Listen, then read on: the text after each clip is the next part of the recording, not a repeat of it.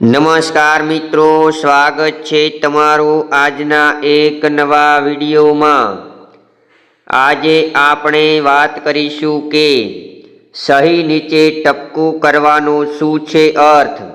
તમારી સહી કરવાની રીત ખોલે છે વ્યક્તિત્વના રહસ્યો। તો જે મિત્રો ચેનલ પર નવા છે તેમને ખાસ નમ્ર વિનંતી છે કે વિડીયોને લાઈક, શેર અને ચેનલને સબસ્ક્રાઇબ કરવાનું ભૂલશો નહીં। વિડીયો ખાસ મહત્વપૂર્ણ છે, જેથી પૂરેપૂરો જોશો તો ખ્યાલ આવશે કે સહીનું શું મહત્વ છે। તો ચાલો શરૂ કરીએ આજનો ખાસ રસપ્રદ સ્ટોરી વિડીયો। માત્ર એક ટપકું અને આટલા બધા રહસ્ય જાણો। હસ્તાક્ષર વિજ્ઞાન અનુસાર તમારી સહી શું કહે છે।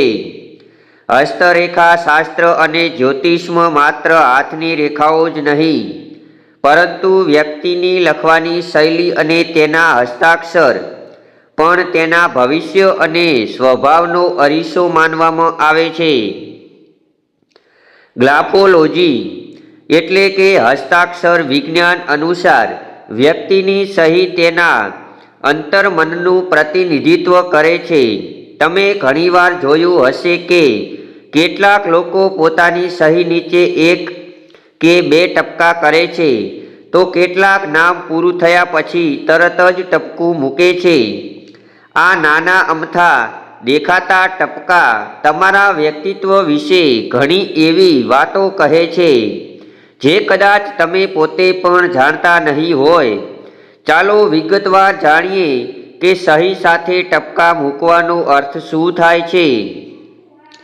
સહી નીચે એક ટપકું કરનાર લોકો, જે લોકો પોતાના હસ્તાક્ષર નીચે એક બિંદુ અથવા ટપકું કરે છે, તેમનું વ્યક્તિત્વ ઘણું ઊંડું હોય છે। આત્મવિશ્વાસથી ભરપૂર આવા લોકો અત્યંત આત્મવિશ્વાસુ હોય છે। તેઓ પોતાના નિર્ણયો પર અડગ રહે છે અને તેમને ખબર હોય છે કે તેઓ શું કરી રહ્યા છે। કલાત્મક રુચિ આવી વ્યક્તિઓનો ઝુકાવ કલા, સંગીત અને સર્જનાત્મક કાર્યો તરફ વધુ હોય છે। તેઓ સામાન્ય વસ્તુઓમાં પણ સુંદરતા શોધી લે છે। શાંત અને સ્પષ્ટ તેમનો સ્વભાવ શાંત હોય છે।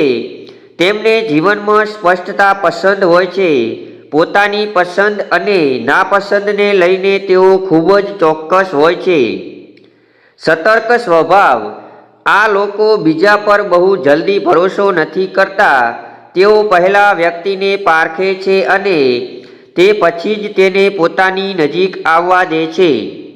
સહી નીચે બે ટપકા કરનારા લોકો હસ્તાક્ષર નીચે બે ટપકા કરવા એ જીવનમાં સંતુલન અને વ્યવસ્થિત દૃષ્ટિકોણ દર્શાવે છે। સ્થિરતાની શોધ આવા લોકો પોતાના જીવનમાં માનસિક અને આર્થિક સ્થિતિને ઘણું મહત્વ આપે છે। તેઓ અચાનક આવતા ફેરફારોથી થોડા ગભરાઈ શકે છે। કુશળ નેતૃત્વ બે ટપકા કરનારા લોકોમાં નેતૃત્વ ક્ષમતા અદ્ભુત હોય છે। તેઓ ટીમને સાથે લઈને ચાલવામાં માહિર હોય છે। પારિવારિક લગાવ તેમના માટે પરિવાર અને સંબંધો સર્વોપરી હોય છે। આ લોકો પોતાના નજીકના લોકોની ખુશી માટે કોઈ પણ હદ સુધી જઈ શકે છે। શિસ્તબદ્ધ કાર્યશૈલી તેઓ દરેક કામને સિસ્ટમ અથવા પદ્ધતિ કરવાનું પસંદ કરે છે। તેમના જીવનમાં મેનેજમેન્ટનું ઘણું મહત્વ હોય છે। સહીના અંતે ટપકું કરનારા લોકો હસ્તાક્ષર પૂરા થયા પછી તરત જ ટપકું કરવું એ પૂર્ણ વિરામ તરીકે જોવામાં આવે છે। શિસ્તના આગાહી આવા લોકો શિસ્તના પાકા હોય છે। તેમને વિલંબ અથવા કામમાં બેદરકારી બિલકુલ પસંદ નથી હોતી। પરફેક્શનિસ્ટ આ લોકો કોઈ પણ કામ અધૂરું છોડતા નથી। જો તેમણે કોઈ જવાબદારી લીધી હોય તો તેને સમયસર અને પૂરી ચોકસાઈ સાથે પૂરી કરવી એ તેમની ઓળખ છે। જવાબદાર વ્યક્તિત્વ આ લોકો દરેક વાતને ગંભીરતાથી લે છે। સહીના અંતે મૂકેલું ટપકું એ દર્શાવે છે કે તેઓ તેમના કાર્યો અને શબ્દો પ્રત્યે સંપૂર્ણ જવાબદાર છે.